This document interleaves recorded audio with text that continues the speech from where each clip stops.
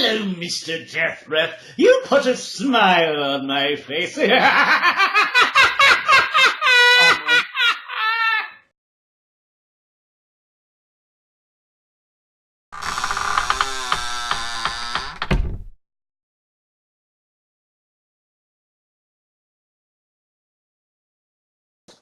Ladies and gentlemen, we are here with David Howard Thornton. You know him as Art the Clown from the Terrifier. How are you doing today? I'm awesome. How are you doing, man?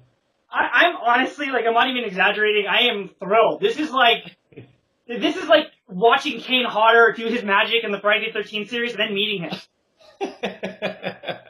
Honestly, and I truly mean this. When I saw the movie, I'm so relieved that you're not a creep. Because after seeing I never once felt like everything was going to be okay. I constantly felt uncomfortable.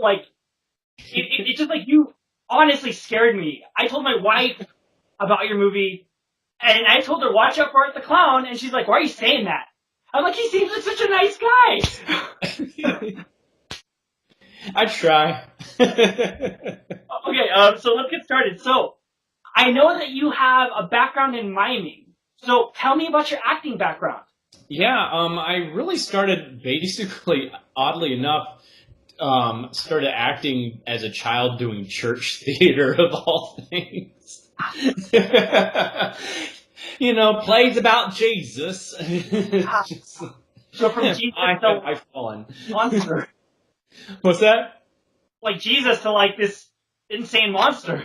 Oh yeah, yeah. I started doing that, and then I was kind of bullied a lot during middle school and high school, and I was really shy, at school because of that. And I was always really crazy and doing funny characters and stuff like that at home. My mom's like, "Well, do any of these people ever see this side of you at school?" I'm like, "No, they never get a chance to." It's like, well, why don't you start auditioning for community theater shows, like local children's theater here, and see, maybe you can break out of your shell or something like that. I'm like, okay. And so I started auditioning, and eventually I finally got cast, and that's when I discovered I had this knack for making people laugh, and I liked it when, I could make people laugh with me instead of at me. Okay, guys, people that are listening, I want to add this visual contrast. If you haven't seen The Terrifier, I can't preach it enough. It is one of the best horror movies made in recent memory. I mean, it's this year's Babadook, except the Babadook was terrible, and this is not. This is fantastic. And David Howard Thornton's talking about making people laugh. This is not what you would expect from David Howard Thornton.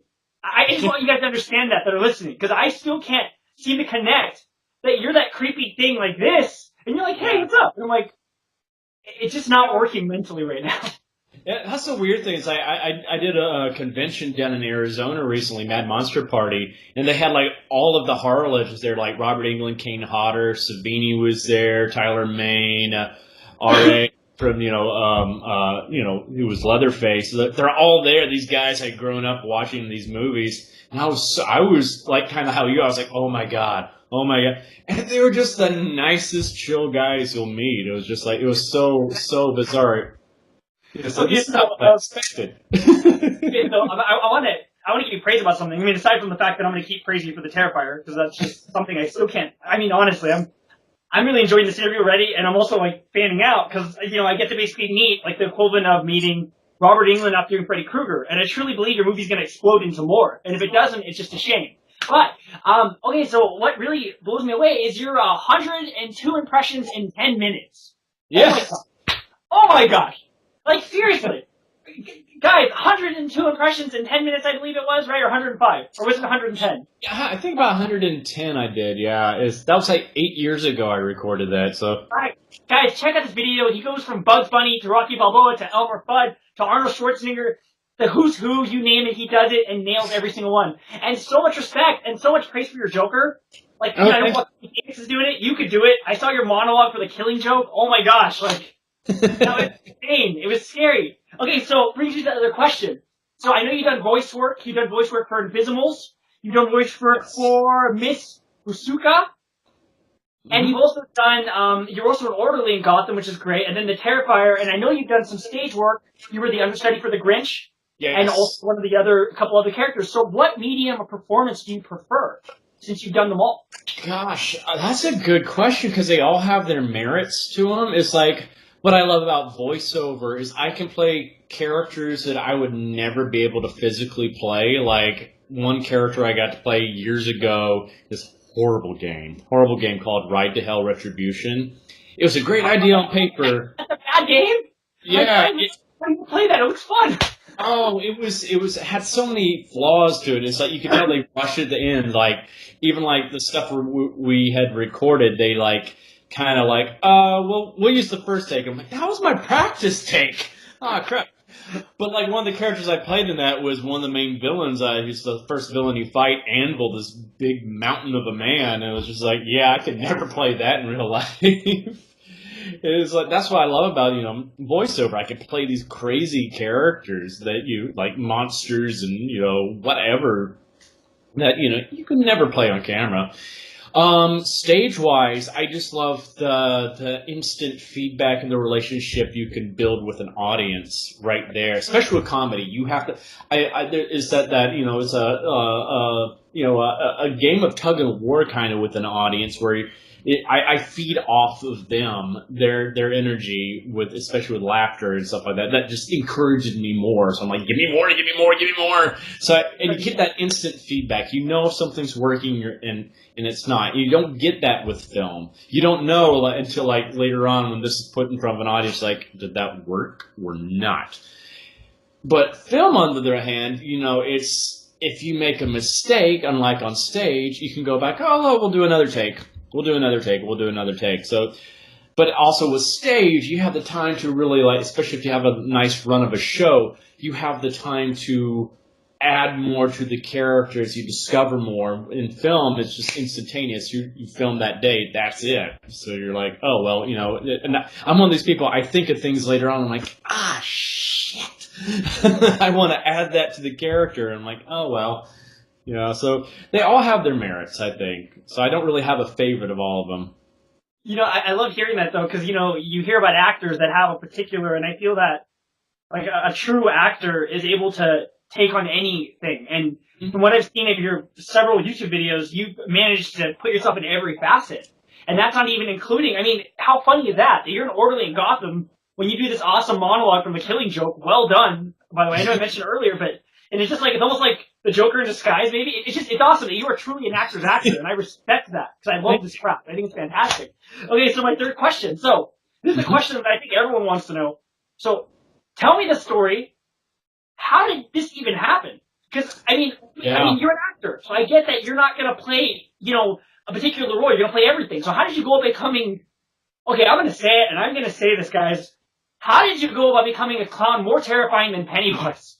Like, how did you do that? And look, that's a big compliment. I have Pennywise here. Yeah. So, you got how did you do that? Too. That's great. Oh man, that. Are you talking about how I got the role originally, or how did I just become the character itself? How did you get the role originally? How did you get there with Damien Leon, writer and director of Terrifier? How did it happen?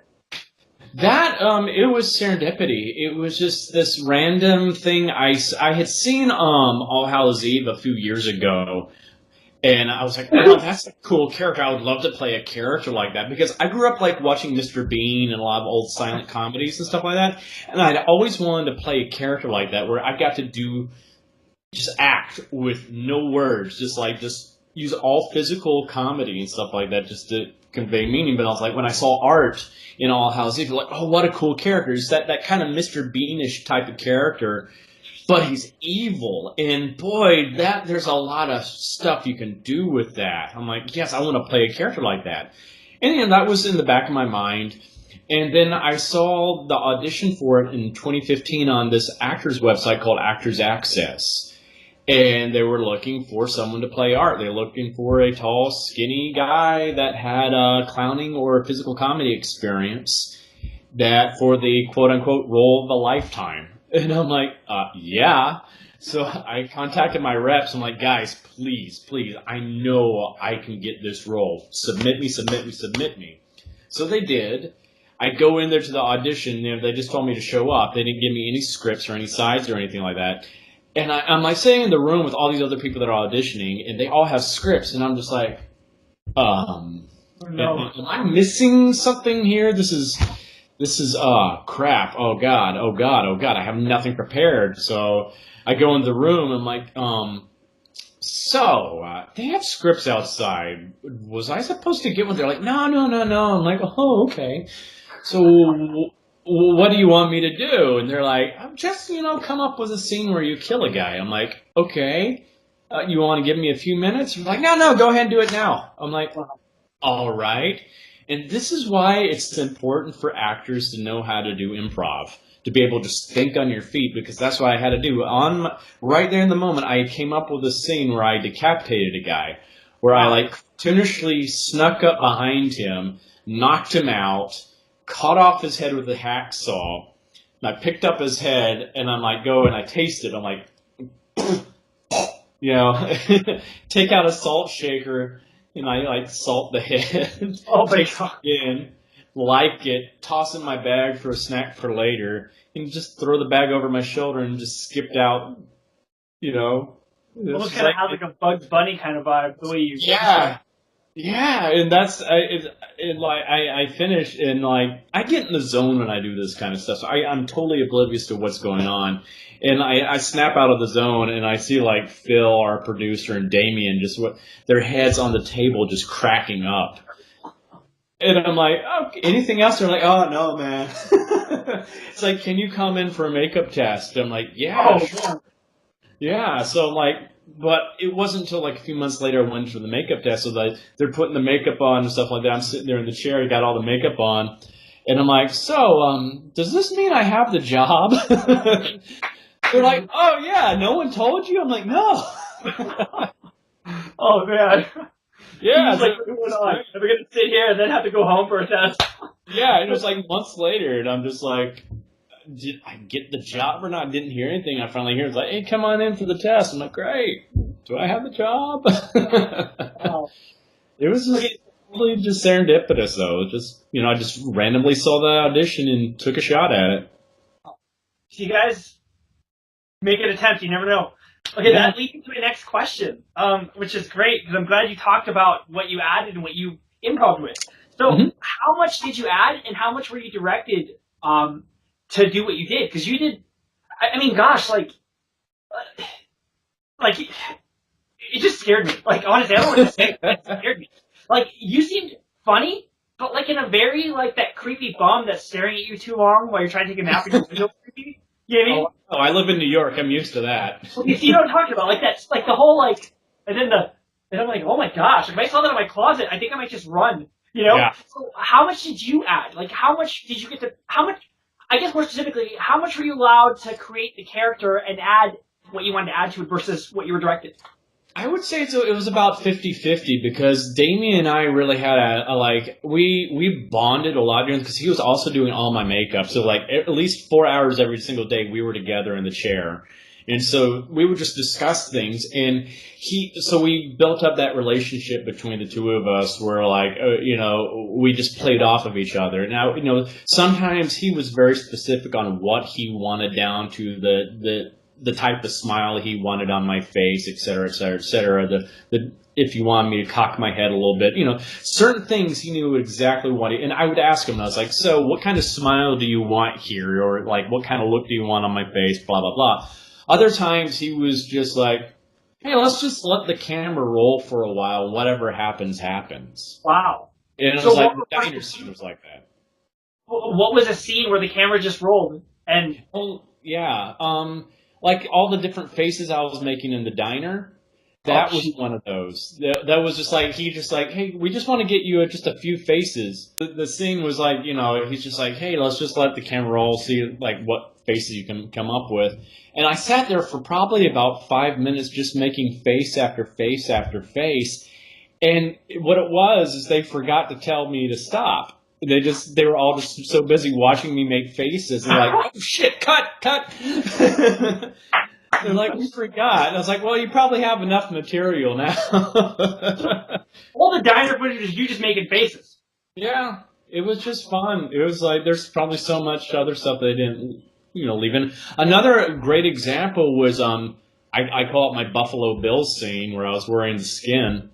Oh, that was, yeah, I remember that was disturbing. Oh, we did two totally different versions of that scene. The one that you saw, and another one is where I had the little baby Emily with me, the little baby doll, and I was using the baby doll. I had it. I came out with it suckling on my boob, coming out like that when I came out from upstairs, and then I had the baby doll helping me find Victoria.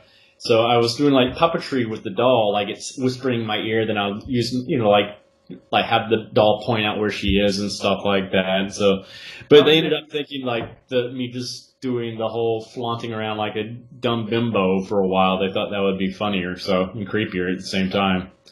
That's a shame, because I think that the scene with you having the doll whisper to you would have been better than you just moving your hands. Yeah. I mean, it was still brilliant, the whole bit. Okay, yeah. So I don't. So how did you go about getting into character? Like, I mean, you said you get into the zone. Did you have to listen to a certain type of music or work out, or did you just turn on Art the Con and become click it on as soon as they say go, and I'm just like, boom. I've always been like that. Ever since I did stage work, I would be right in the wings, and then as soon as I step on stage, boom, character. It's just like that's something I've been able to do. That is so scary. Yeah, it took out my co-stars because at one point I'm strangling them and, stabbing them, and they say cut. I'm like, are you okay? How are you? Oh, you have this like mouthful of like raw flesh and the blackest eyes I've ever seen. Yeah. I don't know how that was. It's so real. Okay, so obviously you see this massive response to your film and your character. How do you feel about all the positive reception you're getting from the horror community being embraced? It's been overwhelming. It's just like we thought we had something fun. I mean, we all know there's some flaws with the film. We know that. And it's like we were low budget, indie film. I'm like very low budget indie film. So it's like, yeah, we know it's not perfect. And we want to improve on those things for the next one. So, but we were not expecting the response we've gotten. We were hoping for a lot of people to like it, but we were not expecting it to explode the way it has. Especially since we haven't got a whole lot of mainstream press coverage about the film. It's like all of this has happened because the fans have just been going, oh my God, I just watched this movie last night. You have to see this. You have to see this. And they're just telling their friends to see it. That's amazing to me. Absolutely amazing. So I'm just humbled. I'm just absolutely humbled by it. Honestly, I heard so much about this film, and like I was saying earlier, it's like the Babadook. Because you remember, and of course I mean this in a complimentary way. When I talk about the Babadook, I have nothing positive to say. Like, oh yeah, that's been my frame of reference too. It's like I was telling Damien before we released on Netflix, I'm like, dude, I hope this Babadooks us. it has. And I don't know if you've seen my review. If you ever get a chance, I did nothing but praise the film and praise your performance. Okay, so my other question. So what was your favorite scene in the film? Oh, the dynasty. Whether it's the performance or simply just any of it. What did you enjoy? I think the whole scene, the pizzeria scene, I think that's my favorite scene. Because you see so much of the character in that scene. You see his playfulness, the clown part of him. You see it, but you also see his just flat out just deadly killer mode in that as well, with what he does to the guys that work there. So there was so much going on in that scene. It was so much fun to do as well. Because I just got to play in that, and it was so much fun. That was one of my favorite scenes, because I think that's where it really cemented what you were about. Because at first you weren't sure if you were just kind of juvenile or you really were this thing. Okay, So this question that I thought would be fun to ask. I mean, I think that this whole interview is fun, by the way, but this is a question I really thought about. Because I thought, okay, so if I saw you in my closet, I would punch you in the face or run, or both. So what scares the wonderfully amazing, talented David Howard Thornton, or Art the Clown? What makes you afraid? Is it? I mean, I'll give you the context. It could be either something you're afraid of as a fictional character, or the world today, or whatever it is. What makes you afraid? What makes me personally afraid? Two things I would say, like tornadoes, because where I grew up in Huntsville, Alabama, is like the worst place in the world for tornadoes. And I was actually in one when I was 9 years old. We had an F4 hit my church, and also my elementary school was at my church when it got hit. What is F4? It's like the second most powerful tornado Oh my God. And it just dropped out of the sky out of nowhere in the middle of the daytime. It was just like there was no warning. The tornado warnings went out after it already like decimated our town. So it was like that's something that happened to me as a kid. So I kind of have like PTSD when it comes to that kind of stuff. Well, so I'm glad I'm up here in New York, and when they have like tornado warnings up here, I'm like, you got nothing. You don't know crap. You don't know what a tornado is. My other one though is I'm still weird about the dark at times. Like I can't stand having an open closet or an open door. I have to have like my doors closed. I can't stand looking into a dark void. That just creeps me out. 'Cause I always imagine something staring out at me from that, and I'm just like, no. And you know what's the ironic thing about that statement? Okay, after seeing your movie, I slept with lights on because I was afraid that something in the closet would be staring at me, and that would be you. That would be staring at me. So, I'm going to call you Art the Clown for the minute, just for the sake of making my point. Art the Clown is afraid to be stared at something scary when you are the scary thing. So, I mean, it's such a funny contrast when you are, wow, like. Oh, yeah. That's something that would happen to us on set, too, because I would forget how I looked. And, like, one of the places we filmed was down on Staten Island at this former mental hospital called Seaview Mental Hospital. And we were filming that, like, the tunnel scene where I'm cradling the baby. That was the TB tunnels that they had underneath where they used to bring the dead bodies down and stuff like that. It was creepy down there. It was so creepy. And like one night, our makeup girl and everybody else was on set filming. It's about 2:00 in the morning. We're out there, exploring around. I'm like, hey, let's go look in the tunnels. Let's go explore. All we had were our flashlights on our phone. And so we're down there and we hear like this, and I'm already in full makeup and everything too. Oh my gosh. And we hear this, like, someone walking around about 10 feet in front of us, like this female voice mumbling to itself. But the only other female was filming on set of that. So we're just like, we had like our Scooby-Doo moment where we're like, let's get out of here. But it's like one of those things, like, you know what? If we encounter something down here, I would probably scare the crap out of them more than they would. That's what I'm thinking.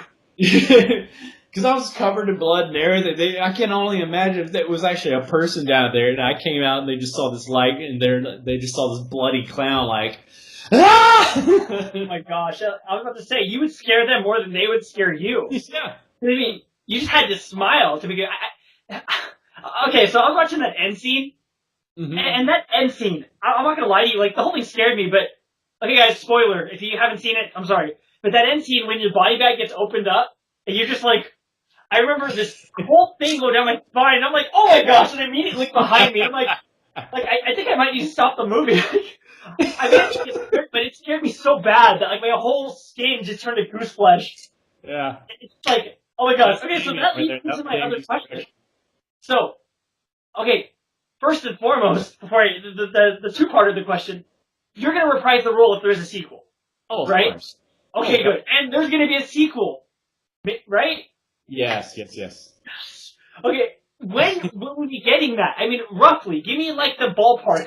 I'm hoping, because Damien's writing it right now. He's almost done writing it, so it's just like, at least his rough draft. So, I mean, we're, of course, trying to find, hopefully, knock on wood, that we're going to find a studio to back us this time so we have more money. That's what we really want. We would like a studio to give us money because we had such a limited budget on this movie. And what we're wanting to do, some of the ideas we've come up for the sequel, we have to have a bigger budget for it. So we're like, oh, please, someone picks up, Blumhouse, if you're listening. Blumhouse. Come on, guys. You guys want to pick up old IPs? Don't pick up the Dark Universe. Pick up the Terrifier. Yeah. Come on. Yeah. Okay, so, my question is, can you tell us anything potentially in store? Anything at all? Yeah, I gotta be careful about what I say, but we definitely want to explore a little bit into who Art is. We don't want to give it all away. I think it's fun to leave some of that a mystery, but we don't want to just totally go like, well, we're never going to explain what he is or anything like that. So we want to have a little bit more of that. We actually want to bring more story into this one too, because I know that was like one of the main complaints from a lot of people about, Terrifier was there's very little story, but, that was intentional because we were trying to, have an homage to the old classic, grindhouse B slasher films from back in the 70s and 80s that didn't have a plot. It was just, okay, there's a guy going and killing people. That's all you need to know. You don't have a lot of character development.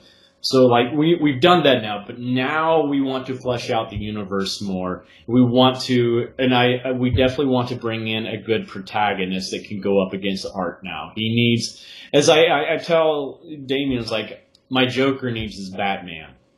Yeah. So, and I want to add that, I know you said there's not a lot of backstory, but I feel like, okay, like, you know what Tom Hardy did for Bane?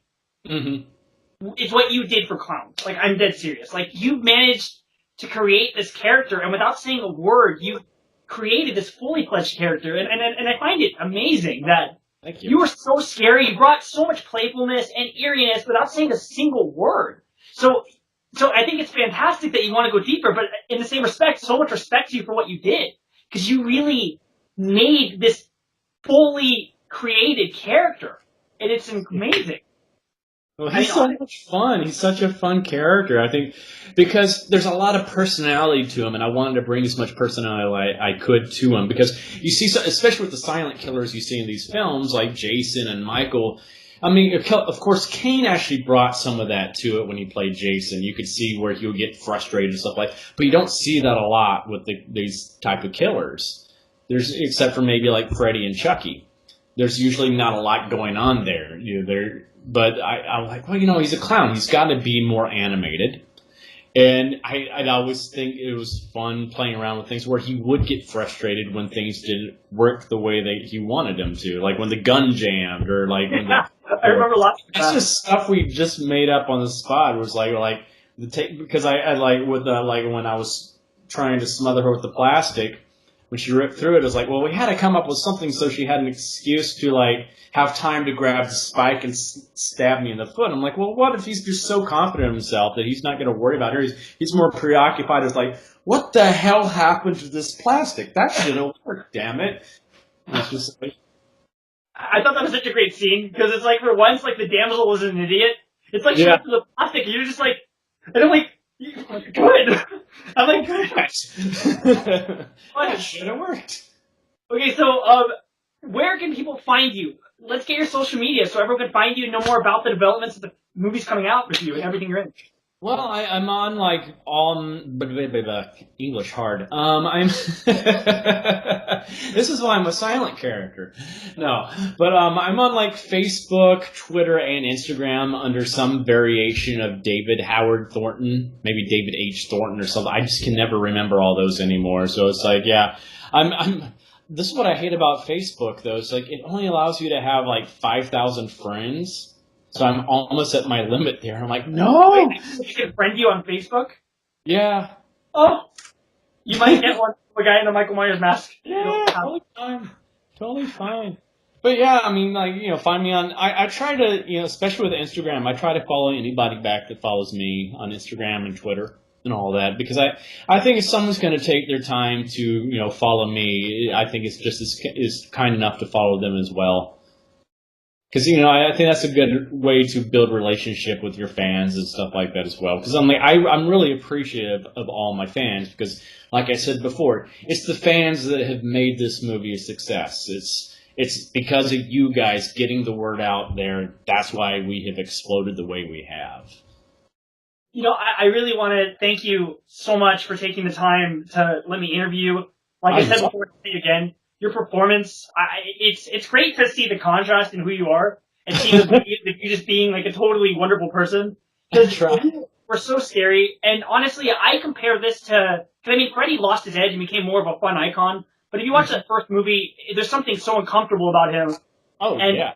And that's how I feel the contrast is with you, that I believe you and Damien have struck gold. And if this isn't the next big horror franchise, then I'm shocked and there's something wrong with the world. Because this should be the next Friday, the next Pennywise, the next Michael series.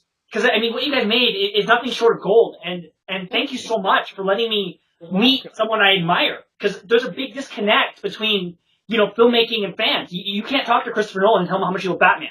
But I can talk to David Howard Thornton and tell him how much I love his performance. So thank you so much. I really appreciate this. No problem. We just wanted to, like, we're all horror fans ourselves, and I think in a lot of ways, like, at least Damien and I, we've been disappointed with horror films in the past decade or so, especially with the slasher genre. It's just kind of, just lost its steam. There's been slashers out there, but they just haven't been as good, and it seems that they've just gotten too serious, and they've forgotten how to have fun and acknowledge what they are, and just be like, yeah, they're getting too pretentious in some ways. And I'm like, yeah, we're gonna wear what we are, and we're our slaves. We know we're just this. You don't have to. There's not a lot of thought provoking stuff in this. We're just having fun, and that's what we want to bring it back to. Because like the old slashers were fun. Definitely. And you guys, I feel like you guys reinvigorated the franchise. I mean, it needs a kick in the butt, I think. Well, I think you guys just gave it a kick to another continent. Like, good job. Thank you so much.